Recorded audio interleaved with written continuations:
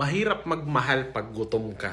Boys, kung gusto niyo ng high value na babae, maging good provider ka. Tingin mo maglalambingan kayo ng asawa mo pag yung anak niyo umiiyak walang panggatas. Tingin mo makakaisa ka kay misis kung tanghaling tapat mainit tapos walang aircon. Yun lang. Ang simple. Mahalaga ang love, mahalaga din ang pera. Pero ang lalaking walang pera, parang babaeng mataas ang body count. Walang may gusto sa'yo, etsapuera ka. Ito ang pinaka-basic na. Mas masarap magmahal pag mas marami kang pera. Sipin mo, paano magbakasyon ng mahirap? Maglalakad-lakad kayo sa labas? Gagala kayo sa Luneta Park? Tapos kasabayan nyo mga aplikante, mainit, mga geng-geng? Eh kung yung mayaman, paano sila magbakasyon?